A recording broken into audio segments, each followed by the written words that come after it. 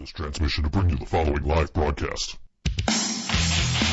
It's Wednesday. It's 6 p.m. It's the ThinkSoJoe Show! And it's May. And you know what happens in May? The weather gets nicer, and Meredith Snow comes out of hibernation. and also, Ryan Gurnett decides to join us on the podcast. Hey, Joe. Hey. Welcome, guys. Thanks for having us. We were kind of having a discussion last night before we all agreed to do this episode of this show with regards to photo copyrights. And we have the expert here, I guess. What happened was a young lady was shooting for a magazine. One of the bands took her picture from the magazine's website, cropped out her watermark, put it on their Instagram. And edited it, too. What happened? They edited it and cropped out her watermark. They put it on their Instagram. She wrote them, said, "Hey guys, could you please take that down? Or if you want to buy it, it's $50 a photo." And they didn't respond. They had their management team, and I do air quotes. You can't see it. Yeah. Air quotes. Management team respond to her, and basically this guy, he can't spell the word aloud. No. As in, we're allowed to do this. He said we're allowed as in, like we're speaking aloud. Yes. And so then he criticized her work, like, your work sucks anyway, and nobody gives a shit about your photography, and nobody's going to hire you ever again because you use predatory business practices and blah, blah, blah. And, like, all just ridiculous, right? Like, your work is terrible. We must steal it. Yeah, right. $50 a photo. Like, what? Yeah. And that's cheap. So we were talking about this a little bit because Ryan jumped in on this. Meredith had shared the post. Ryan jumped in on it. I jumped in on it. And we were all talking kind of about the copyright, how this works. And so my biggest question, and I don't know if you researched it, I did ask you yesterday, like, what stake does the magazine that she works for have in this, if any? I mean, really, typically when you do photography for a website or a magazine, you just take it, put it on the magazine website, and that is it. That is all it's allowed to be on. You can't sell it. Nothing. Sure, but I mean, like, does the magazine have any say? I mean, clearly, like, they shouldn't be taking this picture. Oh, no. It is the magazine. Intellectual property. Right, it's intellectual property for the photographer, but is it copyrighted material for the magazine? Because the magazine had originally commissioned the work. Mm-hmm. So therefore, I would imagine the magazine could get involved in this as well if the record label or management company or whatever they're calling themselves didn't vanish off of the face of the earth.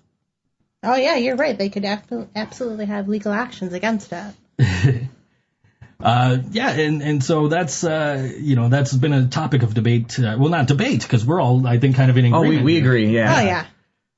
That is, it is the photographer's intellectual property. Like, this show is my intellectual property, and it is, available on All Western New York Radio because of an agreement with All Western New York Radio. But if any other station decided, hey, we want the ThinkSoJoe Show, and just threw my show up on the air with no, without telling me, hey, guess what? That's my intellectual property. You're fucked. Yep. Yeah. So have you dealt with stuff like this? I see it in your face. You have. Oh, yes. Recently, another person who I had worked for an unknown, we're not going to name any names, sure. But he had not liked someone in that band that I had did a photo shoot for, screenshotted the picture of mine from the promo shoot that band had put on Instagram, and pretty much bashed me like, oh, this is my photo, this is her photo, who's better? Oh, jeez. And because all his friends were on his side, it was like 84 him, 14 me, percentage-wise. But, and then I had messaged him, like, listen. With a 2% margin of error, by the way. Like, this is my intellectual property, this is not yours, you need to take it down. And he eventually took it down, no apology, but, you can't do that. There was a point where I would go through, like, my Facebook, like, suggested friends, and every single picture would have been taken by either you or Lee Hoffman. I love Lee Hoffman. You guys are the best. He was my mentor when I first picked up a camera. Yeah, you guys are the best, and I know everybody's always clamoring to hire you for shows, and you're always looking for shows to shoot. So, absolutely. Anybody that's looking for her, she's not hard to get a hold of. I got her to come to this show, and she's not getting paid. No, you can't use my face on your anti-ThinkSoJoe Show Facebook page, Lady Laura Moore. Well, if it's a work of parody or satire, I suppose you're right. I'm just going to nudge people in that direction. You're right. Which is different than, like, using it for promotional materials, such as putting it on your Instagram page and, hey, look at this picture of us. Yeah. Laura Moore is not trying to make any money off of it. No, right, exactly. So the thing that I found really interesting about the whole thing is the kind of inference from the record label about, hey, we gave you exposure. And that was what really pulled me in. I've talked on my podcast at length about the great myth of exposure. It doesn't pay my bills. No, I've never had a bill paid for exposure. Usually when someone asks me for a non-paying gig for exposure, about 3 people show up to it. Exactly. Or it's like music is art, where you get up on a stage, you play for 10 minutes, and then you leave, and like nothing happens. You don't hear from anyone. Absolutely. So I got a kick out. I don't know, like. You tell my landlord you're going to pay me an exposure. Yeah, there you go. I mean, how that works. And that's why when you guys play shows for me, you get paid. I've been through that exposure thing. Like, hey, come on out and play the show. You're not going to get paid, but hey, people will be there. Yeah, okay, sure. Where are they? Where the fuck? So, yeah, I completely understand. Exposure does not pay the bills. Yeah. No, absolutely not. I mean, and you can kind of do it on a case-by-case basis. It is worth playing shows for certain kinds of exposure. Like a charity or thing like that. Or even like, right. I played a house party a couple weeks ago, and Milo Dunn was there, and Darth Nader, and Astor Beulah, and it was put together by Ed Slawinski from Winsky. Oh, yeah. Yeah. And, for me, with my band, we're kind of like Britpop, so it's hard getting in front of people just because we're kind of a genre. There aren't really many other bands in the area that sound like us. So we played that, and there were maybe 5 people there who weren't musicians, but I got to talk to Ed.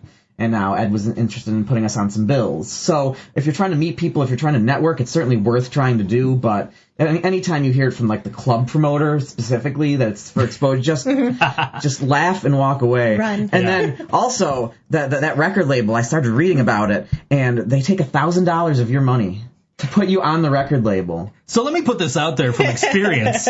If you're in a band and you're a young band and you're trying to get out there, and somebody says, "Hey, give me $500, I'll get you merch and I'll get you shows and I'll get you get you photo shoots and all this other stuff," fucking run away. Because I've been through that. I paid a guy $500 and he did jack shit for us. Really? I did the compilation album where it's like, well, we're gonna send us a song and then give us $50 and we'll give you like 10 copies of this compilation CD, and then you end up with this CD with like one kind of throwaway song that wasn't good enough to be on your full-length disc, and it's on an album with like 29 tracks from obscure bands all over the world that no one has heard of, that typically aren't very good because they're the kind of bands that have to pay people to get put on compilations. And I still have those in my basement from 15 years ago. Anybody want a copy of Downtown Metal Volume 6 featuring a song by Think So Brain? Because I think I've got a couple of those in my basement too.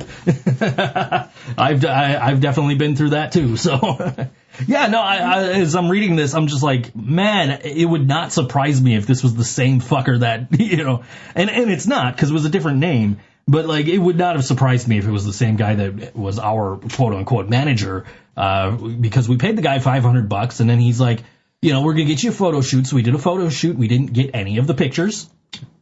And we're going to have you booked like all the way through the rest of the year. And he didn't get us a single gig. Oh. We're sitting there waiting to get booked. We're not booking our own shit. We've got a manager. This guy's supposed to be booking our shit. So we're just sitting there twiddling our thumbs. The most I was on stage, I went up and sang with a band called Medicated Silence a couple of times. And that was like it. And it's like, okay, well, what are we going to do? You pay me $500, I'll take the show off the air myself. Yeah, for $20, I'll deny this ever happened. Yeah, right. I need a teleprompter. I could take $500 right now. Yeah. Started the YouTube channel. The YouTube channel went up on Monday, and with the Truth or Consequences episode, and I am constantly looking down at my script, and then jump cuts right to the next set, and just like, okay, that looks ridiculous. Now this next episode is going to have that exact same thing all through the whole episode. And then the following week, it's like, yeah, okay, now I figured out a way to actually read my script without looking down. So, I think your solution is just to remove the cuts and do star wipes. Star wipes, yeah. As a Simpsons fan, I approve. Excellent. And star wipe out. No, I was just telling you, I watched the Truth or Consequences video. It was real interesting. I like random information about stuff, so and I'm full of that shit, so it's like, it's like, hey, this might be something people would be interested in if they wanted to, just for useless information. In fact, if you, that's one of my keywords is useless facts, useless information, because it's shit you don't need to know, but it's fascinating. Yeah, absolutely. And the next episode, you and I were talking, it's about Taro Tsujimoto, who is a fake NHL player. Kind of like, I don't know, Sidney Crosby. What's that guy done? Oh, wait. That was the first name that comes to mind when all he does is whine. Yeah, he hasn't done anything. He's no Alex Zhitnik, I'll tell you that much. Yeah, so and that also got me thinking about the copyright thing, because as I was telling you, it's the actual guy who was the first Japanese-born NHL player. He played for the LA Kings in 4 games, and every single picture of him in a Kings uniform had a Getty Images logo on it. And it's like, well, I know I can't use that. Mm-hmm. So I found one that didn't, and it wasn't attributed to anybody, and I'm like, yeah, okay, cool. I know you hated my show, Lady Laura Moore. You gave me a list of bullet points, including, what was it, put a bag over my head was one of them. Does she tune in every Wednesday? It's not even a video podcast. Yeah. She meant for the video. She said put a bag over my head and learn my script and things like that. Yeah. Yeah, she listens every Wednesday. That's she misses Brian, as do I. But we all miss Brian. He got really busy. The Breaking Solace. He was on tour. He went on tour, and then I started getting him a lot of voiceover work that I didn't want. So I'm like, hey, I really don't have time for this, but if you want to talk to my buddy Brian, here's his link. And then Brian started getting all this voiceover work. Wow. Oh, fantastic. Well, and you're clearly a broken man from his departure, so Meredith and I are here to sow the seeds. I appreciate you guys. Brian, I don't want to let you down, bud. Meredith, you listened to the 1 hour episode from a couple of weeks ago. I did. Lady Laura Moore enjoyed that episode thoroughly. Because it just sounded like I was sitting here with no idea what to talk about, just deer in the headlights kind of thing.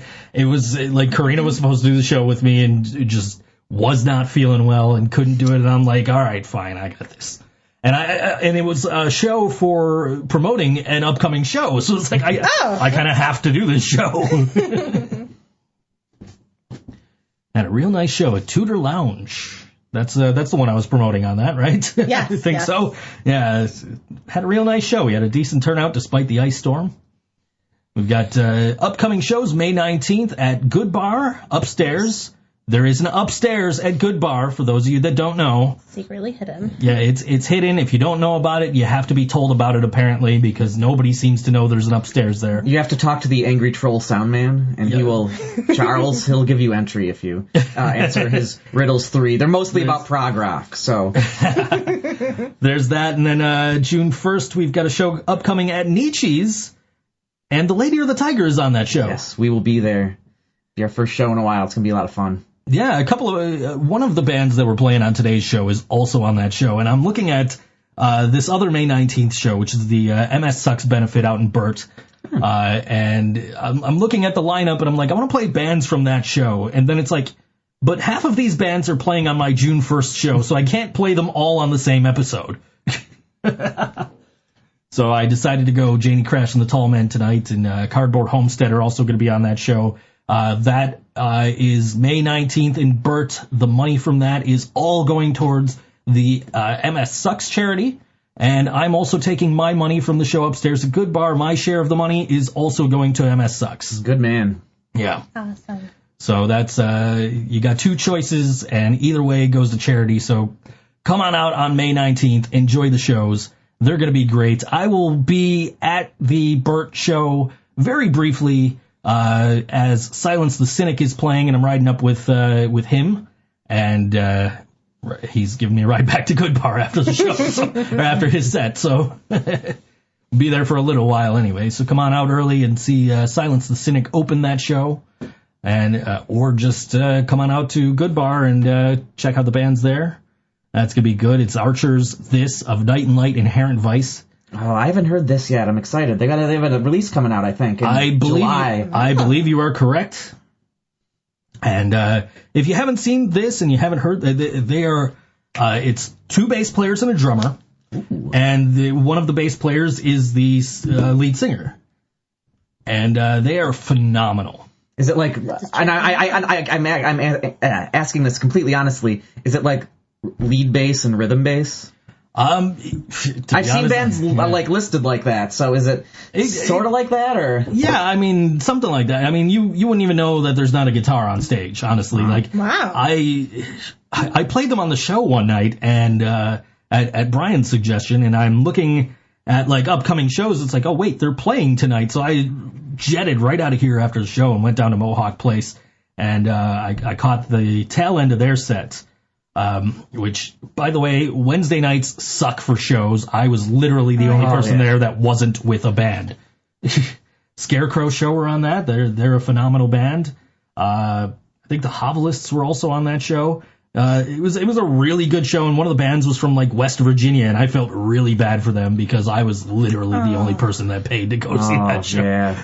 And it's just like, oh man, like, and they weren't bad either. So it's like, man, it really sucks you guys just came here on a Wednesday. Like, nobody goes out on Wednesdays. No. I mean, I would love to go out on Wednesdays, but I work. So, you know, that's the one of 2 days a week I work. So I'm the one person at those Wednesday shows usually reviewing them, and it's sad. Oh yeah, for sure. Really, especially Mohawk can look so empty sometimes. I saw a really great band called Cooper the Band there a couple months ago. They played on a Monday night, and it was like 3 degrees. And by the time we were done, it was about 4 people. Yeah. No one should. Oh man, that's humiliating. Like, no one should have to do that. No, I agree, and that's how that Wednesday show was. Is I walked into the bar, and I'm the only person there. I'm standing up against like where the soundboard is.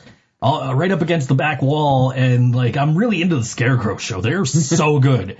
And like afterwards, the drummer singer comes up to me and says, "Hey man, I saw you rocking out here. Here's a free CD." I'm like, "Cool, man. I just played you on my podcast last week." He's like, "Oh, you're that guy." Like, yep, that's me, that guy. It's crazy though how many bands will come up to me like if I go to a show, they'll just be like, "Hey, wait a minute, aren't you Joe?" I'm like, yeah.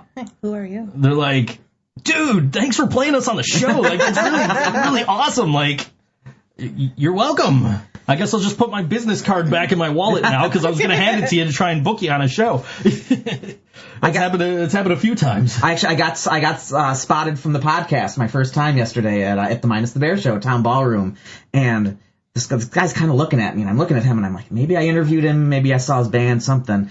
And then Dennis meets me outside, and as soon as he sees Dennis, he's like, I saw you, and I thought you were, but as soon as I saw him, and it's like, oh, I'm not recognizable without Dennis at my side. Oh, jeez. I need to do something with my appearance immediately. Dennis is a very recognizable man. I thought I was, but yeah, you can see that bald dome. For sure. Away. For sure. Except when you're on stage trying to see him in the back of a venue when he's heckling you. I just remember being up on stage and I couldn't see, but I knew it was him. That was at Evening Star a while back. That was the No, Kane WNY will Music not. Awards. Yes, the last year's all WNY Music Awards, which we're still working on this year's. So, Yep. if anybody's wondering, you can listen to last week's Here's the Thing with Scott Leffler and get the update on that. So, I've made no progress since then. I'm all over all WNY News and Radio. I was on Here's the Thing last week. I am on the Nick and Dan Show every week, and that season 2 is in full swing. Episode 2 aired yesterday, and Of Night and Light was on that. They played a couple of songs. They did an interview. Of course, I'm in their intro, which is great. Like They'll be playing at Warped Tour. Oh, yes. yeah. Of Night and Light is indeed playing on Warped Tour. That's going to be awesome. What is ZLA? I don't even know what that means. I don't know. We're old people here. Well, for the most part. Whoa, speak for yourself. Exactly. That's why I said for the most part. I don't know what that means. No. I don't even know what that means. All right. Which means Scott doesn't know what it means either. Oh, Scott definitely doesn't know what it means. No, Scott definitely doesn't. Scotty doesn't know. I panned this band called Chase Atlantic up a few months ago, and their fucking fans had at me on Twitter. Like, I got like 400 to 500 comments. Like, people fucking hate me. And what? I think every like fourth thing that they posted, I didn't really read most of them after a while because you can't do that. No. And they're all using these phrases and words I didn't understand any. I don't know what this means. I don't quite understand it. Most of the people were being completely unreasonable to begin with, but it's like I don't understand all of these emojis. And, we used to be with it, but now what we're with isn't it. And what's it is weird and scary to us, and it'll happen to you. She says, thumbs down, Nick and Dan. The Nick and Dan show is phenomenal. They are hilarious. It has been just one of the best shows, and I am so happy to be a part of it. I take credit as the star, just because my name's in the opening credits. I'm after the skeleton. You're the voice of Nick and Dan. I am. I am after the skeleton in the intro, but I'm in the intro, so I'm a star on that show, damn it. Yes, great show, and if you haven't checked out the Nick and Dan show, please do. And the extended podcast goes up 6 p.m. on Thursdays here on All WNY Radio. So they're all over All W. I don't know what that is. It's like I don't know what that is. Something. What are you doing, Lady Laura Mora? It's an I with a kind of a cross through it. Yeah. Not a T. I don't want to sound like an idiot. It's not a T. No, it's definitely not a T. Is that a math symbol? I don't know. Laura Moore's pulling out some science knowledge on us, clearly. we are completely lost right now. My Simpsons reference stands. So, yes, we are old and we don't know anything and we're we're no longer hip, apparently. That's not. I've always been behind. I've always been a good 5 years behind. Yeah, me too. And now I'm really far behind. I just found out, I had someone tell me that Facebook was for old people. Really? What? Huh? I don't know, man. That's where I promote a lot of shit. I do all my stuff there. I do would a lot not. of my stuff on Instagram. I still haven't got on Instagram. That's like how I said I'm behind. But you know what though is you work in visual media, so Instagram works better for you. Oh, absolutely. Yeah. Than like me having like, hey, come listen to my podcast, come watch my YouTube show, hire me for voiceovers, hire me for graphic design, do all this other shit, come to my shows. You know, all this other stuff that I do. So the only one it's really good for is probably the graphic design. And oh, absolutely, yeah. And I send out like the YouTube links on there and everything too. So, you know, but I try to promote on Facebook, Instagram, and Twitter because those are the things I know about. Still trying to figure out Twitter. I'm told that friends. I'm told that I should promote the YouTube channel on Reddit. I'm not hip enough for Reddit. Reddit confuses the hell out of me. I don't know what's going on there. I don't either. I tried. I've tried numerous times. It's. I'm not hip. I went to go log into Reddit, or I went to go sign up for Reddit, and it's like, the name ThinkSoJoe has already been taken, like, are you fucking kidding? So I went and looked up the user, right? And it's like, there's no posts. They signed up like 9 months ago. I'm like, it must have been me. But like, I tried all these different passwords, and I'm like, I don't know, like, and I tried like my email addresses to see if I could reset the password, and I got nothing, man. It means bad or evil in Polish, apparently. And apparently Scott Leffler understands what that means. So, good for Scott. Good, he knows his Polish. He's good. Scott's hipper than us. Is no one Polish hip? No, I guess not. But Scott knows more than us, apparently. Oh, look, there's a translate tweet. Ooh. Could not translate tweet. Thank you. Okay, then. We're not dumb. It's like sometimes I get Facebook saying like, "Oh, you should boost this post, and people more like it more." And it's like, I'll put $10 on this post, and then you hit boost, and they're like, "Hey, you're too much text. You can't boost this." It's like, God damn it! And then 2 days later it comes up. It's like, "Oh, you should have boosted this." It's like, figure out what you want to do, man. I boosted the post for the first YouTube episode. Easy for me to say. And so I've been like just sitting here refreshing the page, like, okay, it's gone to like 160 people now, and like 5 people clicked on it. Cool. Like I got like 2 subscribers off the boosted post. Like, I'm such a metrics geek. I just found out like about Facebook analytics. It's like, oh shit! Like I can just stare at all this stuff just all day.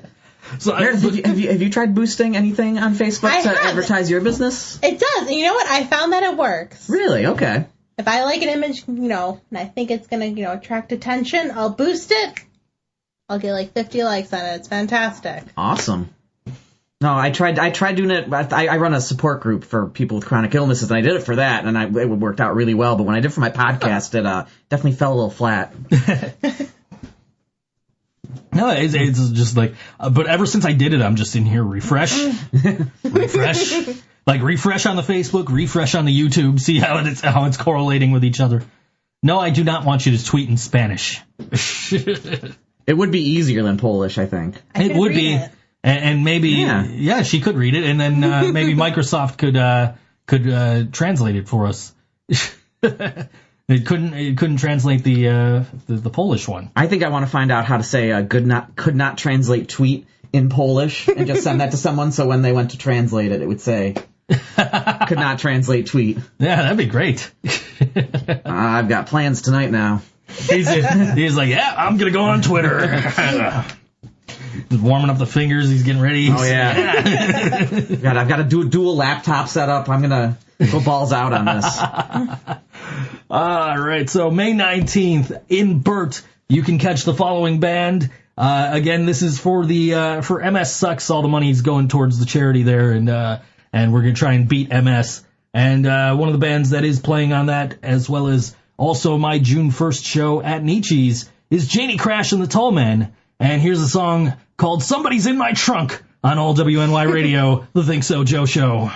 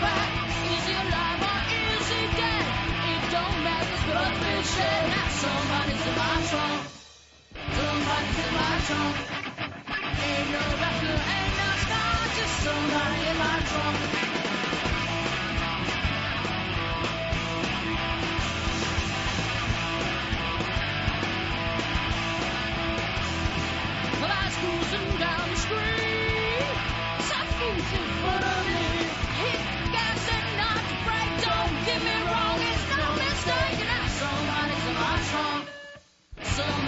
my trunk.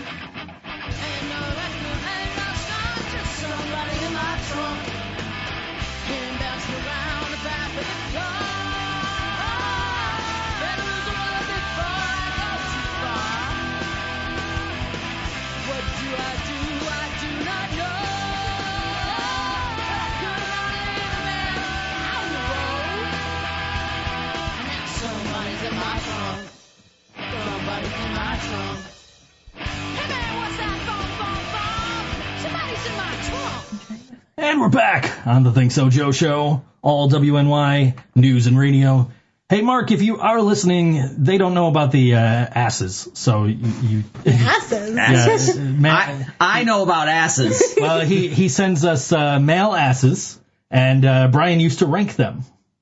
So, I just Okay, listed it. all I right. gave one an 8 one time. Do we have one here? we do have one, I Okay. guess, if you guys want to... Is this a scale of 1 to 10? Like, how does yes, this? Okay. yes, scale of 1 to 10. All right. Let's so see some asses. They All are... right. Ooh, Oh, that's got a little ball sack in it. Oh. It's a little hairy for me. Meredith, I'll Let's let see what we you. got I'll defer to here. you first. Give it a solid 7. See, I like more cushion for the push-in. I mean, He does look a little hip. He looks a little misshapen to me.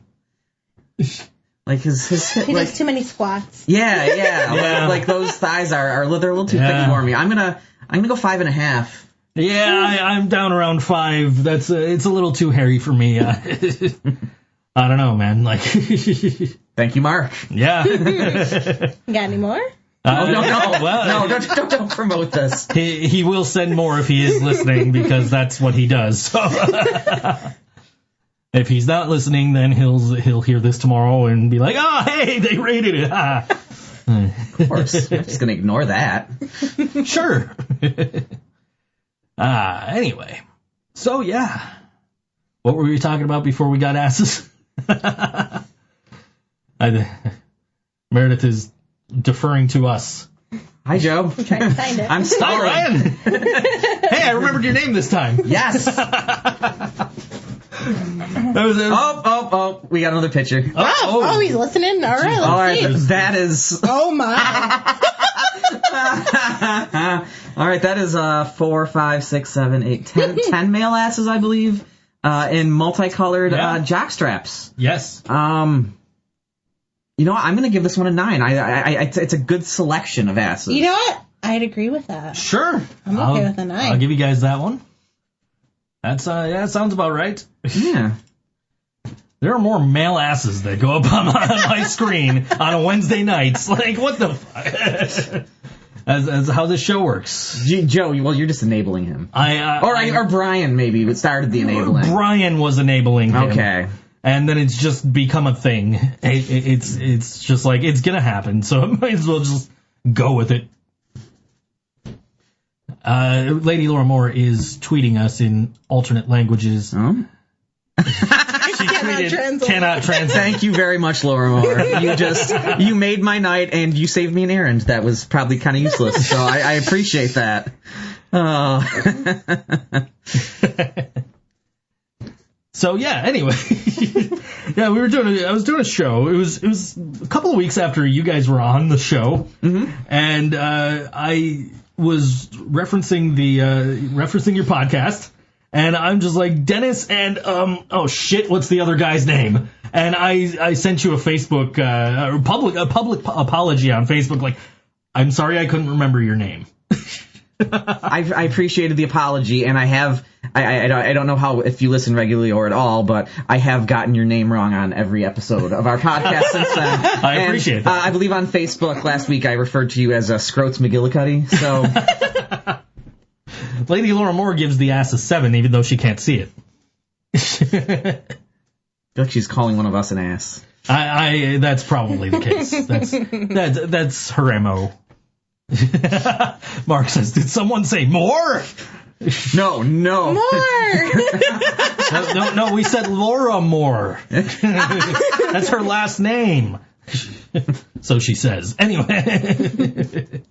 Yeah, so that's been a running gag, is we don't know each other's names. Yes, Herb Schmeckel. So it's like, oh, hey, this guy's coming back on the show. I guess now's the time to get his name right. I appreciate it. I feel that this is the fame of making a podcast. Eventually, people remember what my name is.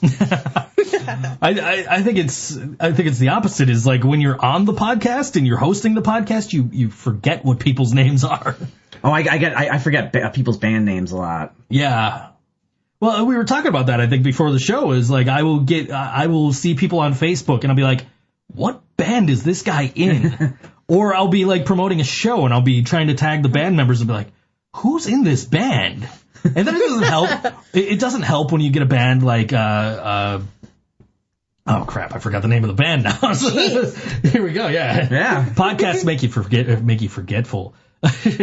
City Powered Radio, and I'm like trying to think like who's in this band, and I go on their Facebook and they all have like fake names. Like, oh, you gotta be shitting me! Like, who the fuck are in this band? Like, I want to tag them in these posts. I want to talk about that for a second, because this is something that reviewing shows I've been coming across constantly. Is, dude, just put your fucking name on your thing, because people don't, like, there was one band where they had just the names but no instruments. Another one had, just first names. And it's like, if you want to promote your music, if I want to say, this singer sounds great anywhere and I can't find your last name, I can't do that. And then also with like, I'm making a lot of Spotify playlists with local bands in them, and I can't put you on a local band playlist if I don't know that you're a local band, because your location says, wherever the RV is parked, which is one of the ones I saw. It's like, great. Come on. I'll admit to only putting first names when I was in a band. It's like, I'm Joe, he's Dan, he's Rob, he's Lucifer Rain, because that's what he wants to be called. And so I tagged him as Lucifer Rain on a post recently for XM Priory, and he was like, no, it's just Luke now. Like, all right, Luke. I haven't seen Luke on the Nick and Dan show so far this season. I've been on every episode. Ooh. XM Priory, those are my boys. Love them. I haven't had the pleasure of booking them since February, so I've got them You're overdue. I've got them in July. Okay. I have 3 shows coming up in July, which is just insane because I was trying to do 1 show a month, and it just ended up being, okay, let me do 2 shows in July to kind of get these bands who all said they wanted to be on my earlier shows in. And then after I started booking those, XM Priory was like, hey, can you book our CD release show?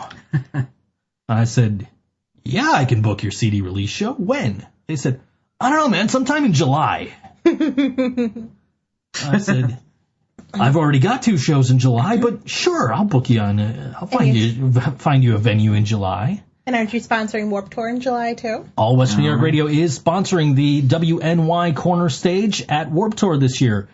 That does not apparently mean that I get free tickets. Oh, it doesn't? I need Meredith to sneak me in again. Oh, Scott Leffler. Get right on that. Scott Leffler, I'm coming at you for review tickets. I've got a camera. I can take pictures. She's looking at me like, fuck you are. No, I was joking around with, with Karina because I got a DSLR camera to shoot a YouTube show with, and I'm like, I'm gonna like put some shoes on my knees and wear like a dress and a black wig, and I'm gonna go around and I'm gonna be like, hey, I'm Meredith Snow, let me take your picture. Oh, is that right? if you wanna throw something at him right now, I can describe it. I can describe it to the listeners, so you two don't really have to worry about anything. I have the same stool as you do. Do you really? Oh my goodness, you do. People make fun of my stool. Listen. I didn't realize that the dots on the top were like not decorative. They're actually rubber. Grips. Yeah. They're grips, yeah. I didn't realize that until I saw it at like Dollar General. I'm like, that's the same stool Meredith has. I know, because I carried it around for her one night. When you're only 5'1", you do what you gotta do. And like I needed it so I could reach up to that light up there, and so like I just needed a stool. I'm like, you know what? I'm just gonna buy this stool because it's tall enough to reach what I need to reach. This is leftover from Easter, by the way, these asses. Oh, So there you go. oh, that is very tasteful. Ooh. It is some asses painted like Easter eggs. I love it. I give and that a 10. 11 out of 10 right there. They are Out of 10. Hooray. they are the perfect shape for Easter egg They really painting. They really are. Those are spectacular. They're shapely, yes. Absolutely spectacular, those ones. And I'm assuming loeless, because I can you look pretty imagine. hairless. over here, yeah. Oh, no, got that one on the left. He's got hair on his legs, but that doesn't necessarily mean he has hair on his ass. Yeah, 'cause he doesn't have hair on his back. There could be a lot of grooming involved. I'm assuming if you're the kind of person who lets someone paint Easter eggs on your ass, you probably do at least a minimal amount of I would at least hope so. ass I would hair think- grooming. I would think maybe at the very least the artist would shave your ass like a tattoo artist would. Mm-hmm. So That's probably extra. Meredith, does a photographer charge extra for ass shaving? No. Oh, so There's no shaving you do ass involved shaving by for free then? you heard it here first. Meredith Snow will shave your ass for free if you buy photos. Yeah. That's I mean, I do carry hairspray and combs when I do photo shoots. Oh, You were asking me earlier about a shot that I used. And I just used it on my website, and you're like, who took that headshot of you? I'm like, I thought it was Karina. like I did. I was trying to do a green screen shot, and just the problem is like Photoshop won't take the green out from behind my beard. Oh, no. So I was like, fuck, all right, what am I gonna do? And I ended up just like making it black and white, and it looked all moody and shit, and looked really cool. I'm like, yeah, all right, cool. I'm gonna post this one, like the black and white one. It's got nice blacks and nice whites and nice grays, like perfect. It just looks great. And nobody will know that I fucked up trying to take a green screen photo. Which explains the light above my head there, because when I was doing videos, you would get green right in my beard, and it'd be like, fuck, how do I get rid of that? Like, oh, hair light. Okay, cool. I like this little setup you got going on here. it's a nice little studio. Yeah, it's the umbrellas are in different places than when they were where they would normally be, but that's to fit people in here. So, but yeah, it works, gets the job done. The green screen looks great. The presentation could use some work, I'm sure, but the green screen looks great on the I got you. YouTube videos. Meredith's punching things. She's still mad because I was gonna dress as her for Halloween. That's right. So she's punching things. She's like, I'm gonna punch this windscreen. Oh, Joe, you dress as Meredith. I'm going to dress as you, and then Meredith can dress as me. Perfect. There we go. I like this. We'll do another episode of this podcast. Oh yeah, sure. I'm borrow that beach wash shirt. Oh, absolutely. We'll all switch places. You need a Macho Man Randy Savage T-shirt. I need one anyway. Well, yeah, Clearly. I mean, Fantastic shirt. My beard isn't quite there, but it's getting there, and I can shave my head up a little bit. sure. We were talking on the show last week about me not buying a Macho Man Randy Savage adult-sized robe. Ooh. It's like it's $80. Don't let people robe shame you. People like I've been a robe wearer since I was like first in college. People make fun of you for that shit. But robes, Really? oh my god, they're so comfy. Oh, they Sure. are. I have Absolutely. So, but I'm gonna buy I'm looking at this Macho Man Randy Savage adult-sized robe at Toys R Us. I'm like, What color? I mean, what kind of That's color a you little got going on here? is that Toys R Us? And I'm like, it's $80. I can't justify spending $80 on. no. I texted Karina when I left the store and I said, "Aren't you proud of me? I didn't buy this Macho Man Randy Savage robe for $80." And then when I got home and she realized that I was serious that I didn't buy the robe, she was disappointed that I didn't buy the robe. I'm like, well, if I would have known that, I would have spent $80 on a replica Macho Man Randy Savage robe. Have you been to Toys R Us since the closing sale started? I have not, and I've been meaning to get there. Because I feel like a Macho Man Randy Savage robe might be one of the last things to go. You might be right, and I have not been there. I've been meaning to go up that way and, hit the craft stores and hit the mall and all that because nobody goes to malls anymore. Bonton's closing down too. You can get some cheap stuff there. Bonton's gone, I think. Is it gone already? I think they just vanished overnight. Jeez. Yeah, but it's because nobody goes to malls. I went to the mall. It was the day I saw the robe. I went to the mall, and I was there. I wanted to buy like a Roku player for my TV because my old Roku player wouldn't handle the Spectrum app. So I'm like, all right, let me just go shop for a new one. So I went there and I went to the sporting goods store and I kind of walked around the mall and I was like the only person there. And I'm like, where is everybody? But nobody shops at malls anymore. Nobody hangs out at malls anymore. Like online shopping's where it's at. Yeah, well, the Galleria at least has people when you show up. The McKinley Mall. Oh no, yeah, right, exactly. It's a graveyard, and oh god, that has to be the saddest food court I've ever seen. Eastern Hills Mall. Ooh, I don't know. The McKinley Mall. I think they only have like 4 places left for food. Like, I remember when there used to be like 15 places, and they had like, there was a drink shop in the middle, and now it's just like 4 places. Where did you say? Eastern Hills Mall. I agree with you. Okay. I absolutely, because like having gone to the Eastern Hills Mall a lot when I was a kid, like that was the food court. Yes. Like there's Ted's and there's Burger King and there's like every, like Taco Bell and Subway, like all of that was all. Places left. It was incredible. And like the last time I was there, it's like, do I want to eat at this like greasy, dirty burger place or there's like Auntie Anne's or in a Subway, and I think that's it. I don't even think there was a Subway there when I went. And it was like, and the plan was, that was when Dave & Buster's was still there too. So it was like we were going to eat there, but they're like, oh, it's a 45-minute wait to eat. Like, yeah, fuck you. Oh, the food there's awful. Is it really? I've never eaten there before. For the most part. The games are fun. Food, Go for drinks and games. yeah. No, Randy Savage is not a code word for John Cena. Anyway. But yeah, I mean, you know, I was going through some personal shit at the time, and like I was miserable at Dave & Buster's, so I'm just like, I'm like, you know what? Let's just fucking go home. Let's finish watching the Sabres game on the big screen, and then let's go home. Oh, the TVs there were nice. Yeah. So I haven't been to it since they moved to we got the bird butt, by the way. The bird butt. Yeah. Let's see. It's Literally a bird's butt. All right. it is literally a bird's butt. Yes. Pretty. I give it a 10. It's an animal. So. I'm giving it a 2. I'm not really feeling it. No. I'll give you a 7. I'll give you a 7. Just you can win me over with animals and tacos. Oh. Yeah. But yeah, that just how badly the Eastern Hills Mall food court has fallen is just unbelievable. But yeah, I haven't been to Dave & Buster's at the Galleria yet. I don't think I've been to the Galleria since they opened the Dave & Buster's there. But I have actually won a magnificent amount of things with Dave & Buster's tickets and way too much spare time. I've left Dave & Buster's with 2 PlayStation games, an iPod, oh my goodness. And a PlayStation 3. This was back when it was cool to have a PlayStation 3. I and like, did go to the new one though. It is nice. It's really nice. Very nice. Scott Leffler and I have been talking about going. So you must go. Oh, date night. That's cute. Not quite, but they have giant robots you can play. It was a Rock'em Sock'em robots back in the day. Oh, nice. I haven't seen those yet. Awesome. Nice. Yeah, I haven't been there in a while, so I'll have to go check it out.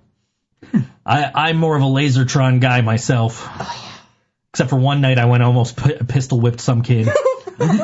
some fucking teenagers following me around, like, because you know, like when you run out of energy, they can just shoot at you and you can't do anything about it, right? So they followed me back to my base, yelling, "Free points! Free points! Free points!" Like, and it was pissing me off. So I like almost pistol whipping this kid. I'm like, all right, I gotta calm the fuck down. When's the last time you went? Oh, God. Last summer. No, not the time with you. The time I went after that. Me and Jay go every year. I like the go-karting. That was fun. They took away the go-karts. They're gone. Yeah. That's we were disappointed I'm because it's like, heartbroken.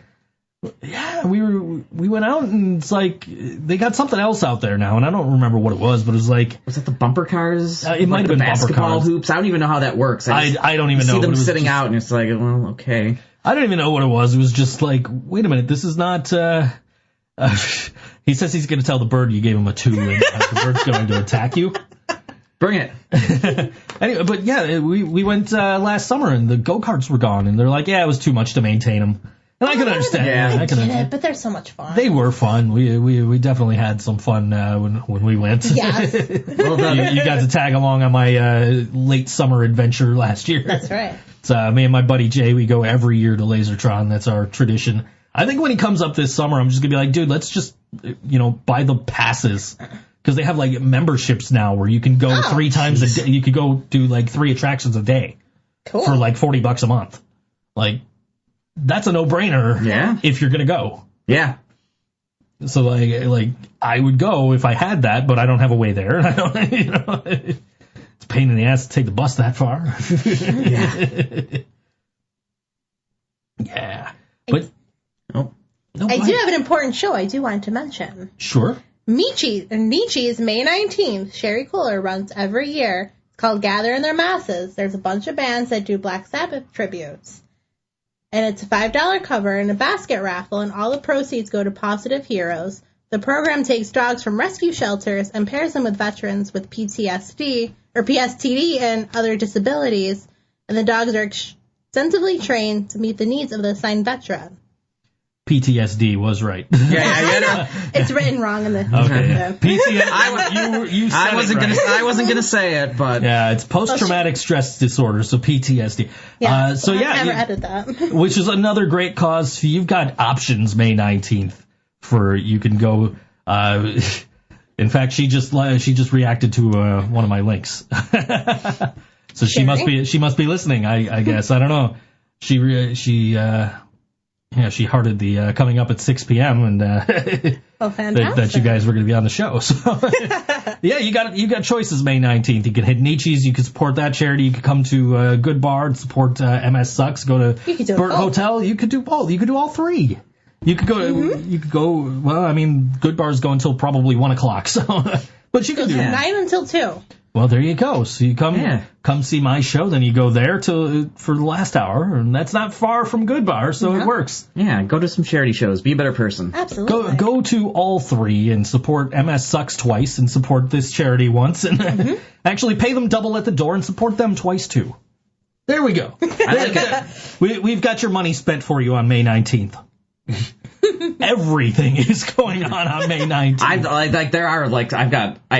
a spreadsheet where I keep track of shows. There's stuff going on at the Trail. There's stuff going on at Town Ballroom. There's stuff going on at Ironworks. Like the 19th is insane. Oh my! And also Nickel City Con is going on May 19th. Oh jeez. And Karina and I are both sitting here and we're looking at some of these names that are coming to Nickel City Con, and Hulk Hogan is going to be there on May 19th. Nice. And we're just like, can we just cancel our shows and go like I've already met Hulk Hogan, so it's not that big for me to be like, shit, I need to go meet Hulk Hogan, But how is he in person? Hulk Hogan's he was nice to me.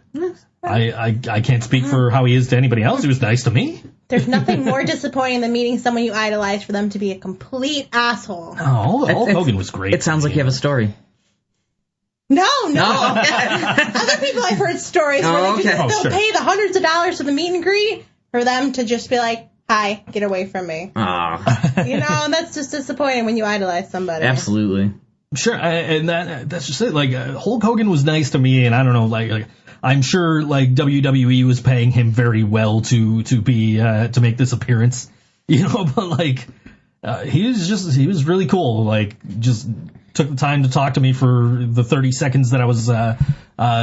You guys would call it fanboying, but in pro wrestling we call it marking out. So bet you do. and just I don't get starstruck, but I lost my shit with Hulk Hogan. So I might watch See No Evil on May 19th. I own it on DVD. See No Evil. That stars WWE's Kane. Okay, I'm not familiar with that. It is a horror movie. It's actually not... Straight to DVD, I'm assuming? No, it was released in theaters. It's actually not horrible. Right. The sequel was released straight to DVD, I believe. I haven't seen that. It's not horrible. I saw it once. We bought it because there was a wrestling pay-per-view on a May 19th a few years ago, and we're like, hey, it'd be great. Let's watch See No Evil, and then we'll watch the pay-per-view. And the May 19th reference is it was the release date for the movie. And the star of the movie is WWE's Kane, who just won the Republican nomination for Knox County mayor down in Tennessee, literally last night. Because why not? But his gimmick, his storyline at the time was he was going around and beating up anybody that would say May 19th.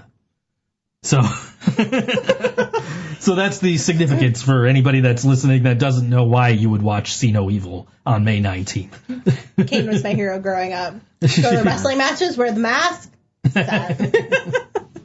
She also loves Mick Foley. I love him. I still have him on my dashboard. Do you really? I do. He met 2 years ago. I wore the flannel in the first video in tribute of Mick Foley because it was Nice. a Mick Foley reference. Was the Truth or Consequences New Mexico? So that was the reason for the flannel in the first video. I couldn't find my Mick Foley T-shirt, so I was like, all right, let me just throw a flannel on. People will get it. And if they don't get it, they're here for the Truth or Consequences part anyway. So.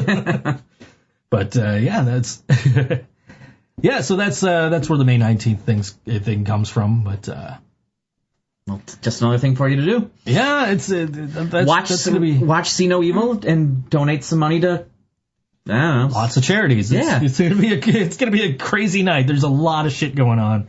And I'm sure I'll get yelled at for, if we don't have a huge turnout. So, yay me. Oh, well. Oh, well, I'm doing my best. We're promoting the show. Sure. The bands are promoting the show. The bands are really putting their effort into it. The bands all have tickets. You can buy pre-sale tickets from all of the bands for May 19th at Mr. Goodbar, upstairs at Mr. Goodbar. You can buy tickets from me. You can buy tickets from allwnydeals.com. And yeah, you've got no excuse not to buy pre-sale tickets.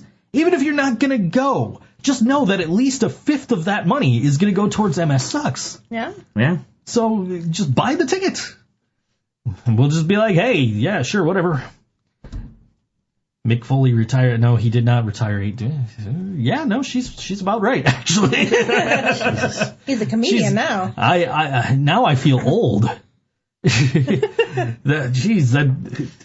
I remember it like it was yesterday. Oh well, that's nearly 20 years ago. Great. Great. Yeah. Anyway. We're going to play a couple of songs from the next band because as we were talking about punk bands earlier, during the song break, we were actually talking about it.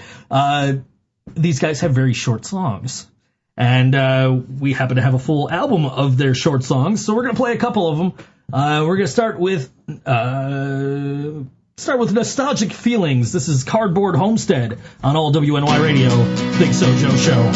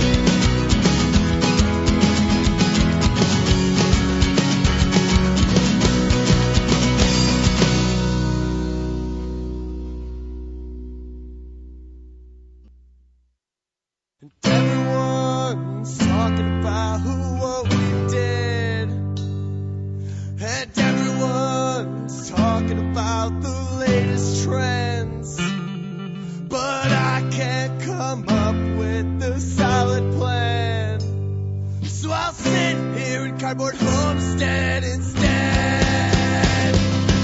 I know that time isn't standing still, and I've got memories as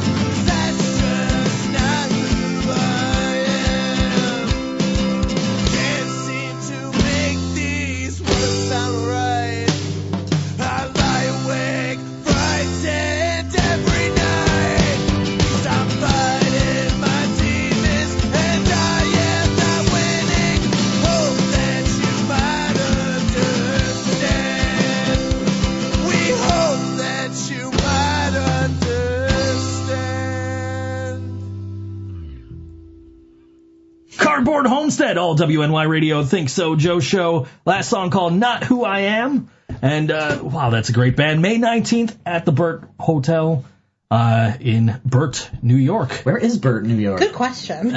Somewhere, I think, near Lewiston-ish. I think. Or Lockport-ish or something like that. I don't know. It's out that way. It'll be a fun show. I hear the airplane going overhead. That's why I wear headphones, so I can hear all the shit that's going on. But the last time I was here, we were outside, and we had some kid on a BMX bike. Oh my god, was that was the night you guys were here? That was so fun. Oh man, this kid just and he would speed up every time he'd get in front of the house too. So it's just he's cruising along, and then you just hear every single time. Which is another reason why I want to get a different setup for outside, because those mics that mic was way too sensitive for what we were using it for out there. But, yeah. But, so we're going to start doing outdoor shows again. I want to get different equipment. So, that would be sweet. Yeah. Maybe do them in the backyard instead. And then that's a good idea. The real distraction will be the dogs when she brings the dogs out. Don't play him again. We're going to play Cardboard Homestead every week because they are an Just awesome for you, band. Lady Laura Moore. Yeah, they are an awesome band. Ian is an incredible singer. I am a huge fan. We will dedicate every song to Lady Laura Moore. Every week on the show, 4 songs from Cardboard Homestead. Just for Lady Laura Moore. Cardboard Homestead are great. I've seen them. I saw them last year at Food Not Bombs, and just as soon as they were done, I'm like, hey, do you guys want to play a show in June at Tudor or May in Tudor or April? Whenever my Tudor show was, it was May, it was April. I said, you guys want to play in April at Tudor? And he's like, yeah, cool, man. And I booked them on that show. And I've seen them 6 billion times since then. Just because they end up on every single show I go to. Which is great, because they're good. They played 2 shows the night of the Tudor show. So I clean off the desk for the most part, and you still find somebody will still find something to play with or fidget with or something. I'm playing with Bart Simpson over here. Yeah, that's a tradition going back to Brian. We had a fidget spinner for Brian. Oh, geez. Now I want something to play with. Yeah, it's just start turning some Here's knobs. Bart Simpson. Now, what is Food Not Bombs? Food Not Bombs is a vegan food drive. Okay. Karina does one of those. The first one was last year. We've actually got one coming up. I've got the tickets in my wallet, as a matter of fact, for this year, so I can tell you when it is. Batman wallet, all right. Saturday, June 30th at 1 p.m. at Mohawk, a $5 donation for advance tickets, or you can get in at the door for a vegan food donation. And that's going to go to Food Not Bombs, and what they do is they feed the homeless, basically. It's fantastic. So they accept vegan food. I just remember being at the show last year, and they're looking at stuff that people have brought, who the fuck brought Jell-O? That's not vegan. Frozen gelatin, yeah. Yeah, that's far from vegan. Unless you're vegan, you don't really know what's vegan. I suppose you're right. Very true. You're probably right, because I would have just been like, oh, cool, it's Jell-O. It's just powder. Right. Not thinking it's powder made up of ground up animal bones and shit. You think, it's not meat. Okay, it's vegan. Or right. I was amazed that taffy has eggs in it. That threw me for a loop. Idea. Yeah. So, it's incredible what is vegan and what's not sometimes. And but yeah, just vegan food donation. That's at Mohawk Place on, what I say, June 30th? Yeah. I've got advance tickets for a $5 donation. I've been carrying those around with me for a while. So Karina's got them too. All the bands that are on that bill have them. Cardboard Homestead's on that bill. Who else is on the bill? There is, I gotta look it up. I believe Jaynie Crash and the Tall Men are on that one as well. Food Not Bombs. There we go. 2nd annual. And we'll get you some ideas of who's all on this show. It's a really good show. Just I can't think of who's on it off the top of my head because I didn't book it.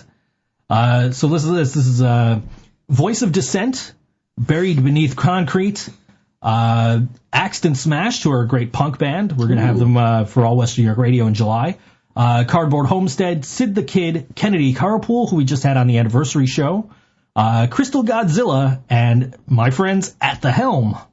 Those are the main acts, and then we're also going to have Jaynie Crash and the Tall Man, Green Gymnast CC, and more. And Kat McCarthy is going to be doing a little I don't know if it's another striptease or something again. Now, is that the Johnny Helms band? No, it is Rob Helms' band. Oh, okay. With Gus Walters, Mario Nobilio. Fantastic. And you can catch them on season 2, episode 1 of the Nick and Dan Show. Ooh.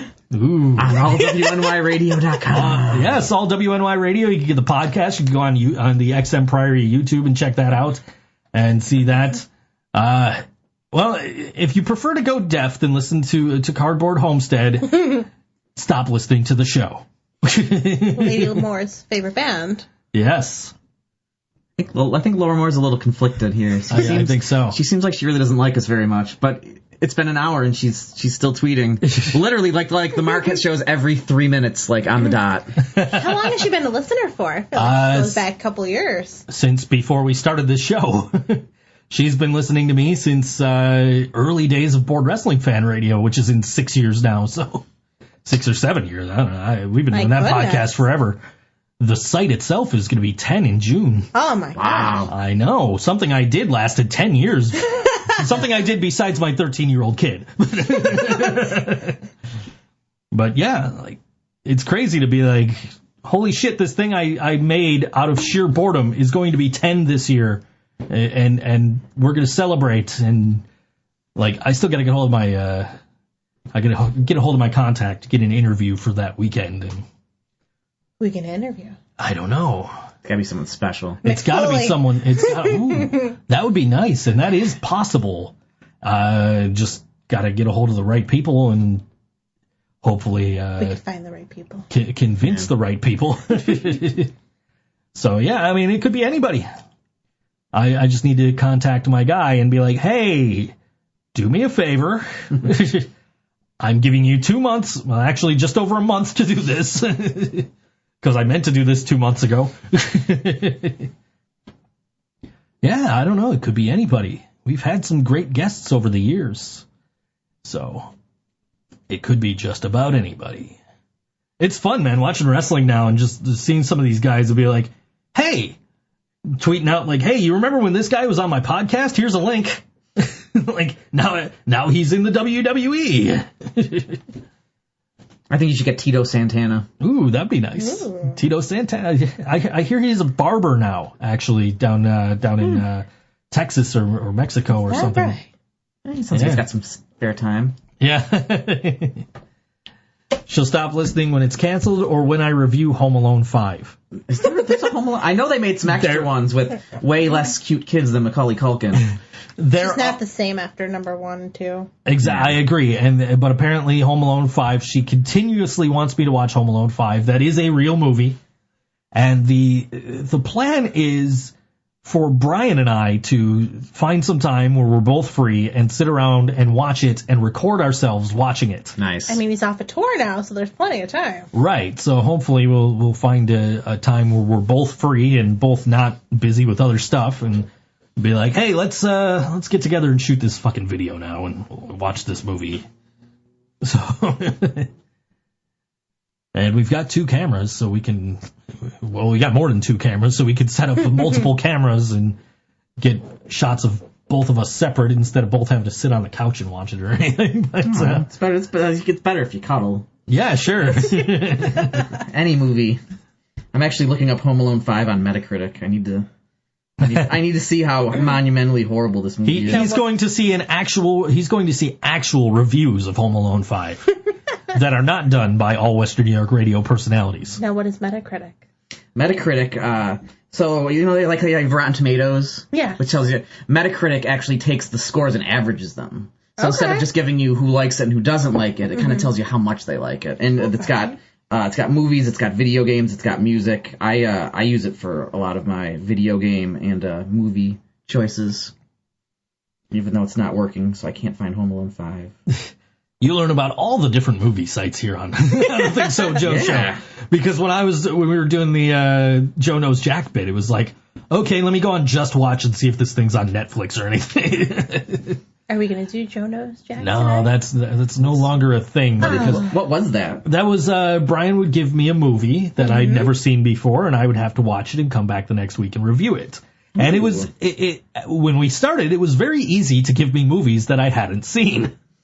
Because I don't watch movies. And then Brian just kind of got bored with it and just started doing like, okay, instead of me having to come up with a different movie every week, you're going to watch a series of movies. Oh, jeez. So I watched... Oh, boy. I watched all of the Star Trek films except for the original motion picture. So I sat through all of those, and then it was like, okay, now you're going to watch the Resident Evil movies. Oh, No, those are good, but you can't do those. You can't like do those all in one time. Oh, no, not all of it, like just one a week. Oh, okay, but- that's okay. Like, I saw the first one, and I was like, okay, it's a zombie movie. Mm-hmm. And he's like, well, you know, what's cool about this is they're all different. And they're all different styles and different kind of genres. And then I watched the second one, I'm like, okay, that was the first movie all over again. And then it's like, all right, I'll watch the third one, It's like, okay, that was the first two all over again, except this time they had a plane. Yeah. Like, it was just, it got to a point where I was like, I know I'm supposed to watch all of these, but can I get out of this somehow? And then he started giving me non-traditional sports movies was the last thing that I was doing, and I saw Grind, which I thought was really good, and then I don't remember what the other movie was called, but it was about this guy who was a skier. Is it Eddie the Eagle by any chance? No. Did you ever watch Moneyball? No. Moneyball's good. I like that. Yeah, I had to watch that for school. Oh, goodness. Yeah, I really don't watch movies, so that's where we were at. It was like, Brian was like, you've never seen this movie. No. Mm-hmm. It's like, okay, you're going to watch Jaws this week. And you don't watch Marvel. And I saw, well, see, this is the thing, is, I was going to tell you, is we did Joe Knows Jack, and we did the first Captain America movie, which was the launch of the Marvel Cinematic Universe. Mm-hmm. And I was bored to death. This movie fucking sucks. I think I slept through half of it. Yeah, it wasn't their best. I'll have to agree with you on that. I agree with that too. And so I came back and I'm like, yeah, no, I no.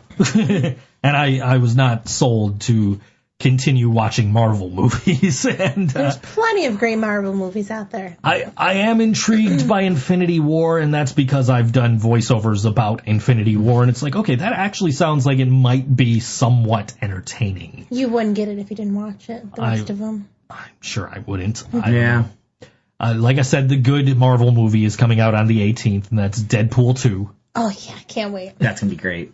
I am very much looking forward. I'm going to make, she said, Home Alone 5 only got 10 out of 10 scores. I couldn't what did your phone tell you? I couldn't find it on Metacritic, but on Rotten Tomatoes, no actual, real critics reviewed it, so it was only user reviews, and it got a 29%. It's called, and it's actually not called Home Alone 5, it's Home Alone Holiday Heist. Okay. Just as bad. So let that there you your go. appetite. Brian, if you're listening, that's what we have to look forward to eventually. I know Brian's not listening. I feel like I'm going to go home and watch it now. I just... Good, you can come back next week and review it. I'll report back. It sounds terrible. Yeah, let us know how that is. Yeah. Yeah, I think we've got Nick Landers from Inherent Vice is going to be on sometime in the next couple of weeks as well. Oh, love him. Cool. Yeah, Nick has co-hosted the show before, and it's always a pleasure to have Nick around. He is a wonderful human being. Absolutely. It's just, it's great. We had them at Nietzsche's the first time we did Nietzsche's, and that was the night my shower exploded. Oh. So he's texting us like, yeah, we just got to the venue. We'll be there when we can. Like we got to get this water to stop spewing out of my shower. We can't turn the water off. There's a big hole in the hose that's going up to the thing, and now there's water everywhere. And that is what started us on our journey of getting our bathroom remodeled. And then, every show since then, it's just been like, hey, man, is your bathroom done yet? No, man, I had to take a shower. I had to take a sponge bath in the bathroom sink, or the kitchen sink, because there's no bathroom sink and no shower.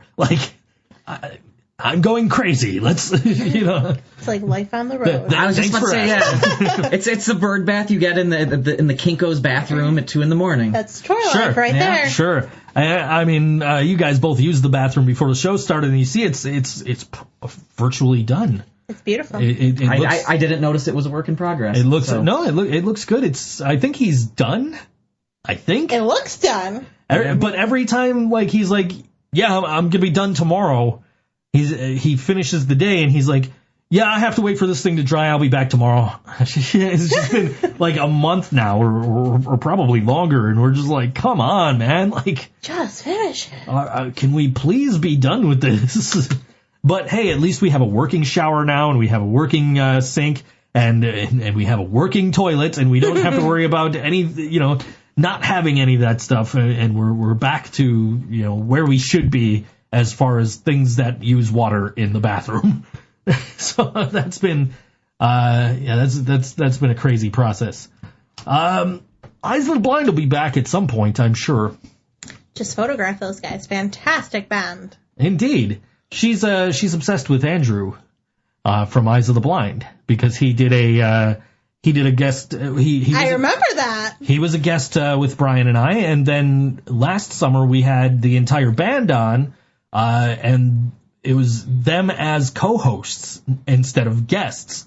So it was like, okay, well, this is the Eyes of the Blind show. You guys just, you guys take over. This is your show. What do you guys want to talk about? And they did like the Facebook Live thing, and they had a bunch of people watching on Facebook Live. We had, a lot of people were tweeting us and sending Facebook messages and things like that. So they're really popular. They're really good, and I am looking forward to having them back on the show at some point. Some of the nicest guys. Absolutely. And I'll tell you what. I photograph a lot of bands, and they are one of the few bands that after a show will hang out with the fans, have a beer, talk, hang out. Kudos to them. Indeed, and they've been great to the show. Andrew's been on a couple of times. The rest of the band was on last summer, and we're definitely going to have them back when they've got some stuff to promote. So, yes, Lady Laura Moore, Andrew and his voice will be back on the show at some point. Sorry to tell you, he's happily taken. Yes, but he will be back on the show at some point. Don't make Laura Moore angry. I don't know if we've seen her angry yet. I don't think I want to see her angry. I haven't. But, yeah, definitely nice guys, and we haven't had the chance to book them for All West New York Radio yet. We'll have to remedy that at some point. Yeah, you do. But yeah, they've definitely been good to the ThinkSoJoe Show. So. And so yeah, Eyes of the Blind they'll be back. We'll definitely have some more guests coming up throughout the summer. It's just easier to do guests during the summer, I think, than like, hey, I know there's 6 feet of snow in front of my house. Do you guys want to come over and do an interview? Yeah, just ski on over. Yeah, well, that's why I said at the start of the show that it's springtime, and this is where Meredith comes out of hibernation, because I rarely see you except at like holidays. I think I saw you at the acoustic show. Acoustic Breaking show. Solace and that's right. Yes, we were hanging out at that with Of Night and Light. Also on my May 19th show. And they're playing at Warped Tour. And they're playing at Warped Tour. Hey, we've already said that a few times on this show. and they're on some of the Struggle is Real local music playlists. Sure. And you can hear them on the WNY's local music scene CDs, compilations, that you don't have to pay to get on. Bring it back full circle to a previous conversation. Fair enough. That's another great thing and that's where this WNY corner stage of Warped Tour is coming from, is from the guys who do the WNY music compilation, and that's sponsored by FTMP Events and All West New York Radio, and we're happy to have our name associated with that, and it's going to be just really cool to have those artists showcased alongside the national acts that are touring with this final touring Warped Tour. How disappointed are you? Because I know that you enjoyed shooting Warped Tour. Every year I shoot Warped Tour. It's a bittersweet. They say it's not going to end. I'm very curious if it's going to turn into a Coachella type of thing. Well, they said it's the last touring Warped tour, so there will be probably a Warped festival or it's like something Coachella, every year. yeah. Right, exactly. Just where it is. As far from Buffalo as possible. Well, of course. Festivals work. Of course. It's going to be, but it'll be, it looks like it's going to be a fun lineup this year, regardless of if you're into the local scene. I'm personally looking forward to the Interrupters, who have a new album coming out right around the time that Warped Tour is here. Absolutely. And the first time I saw them was Warped Tour a couple of years ago. I didn't even know they existed.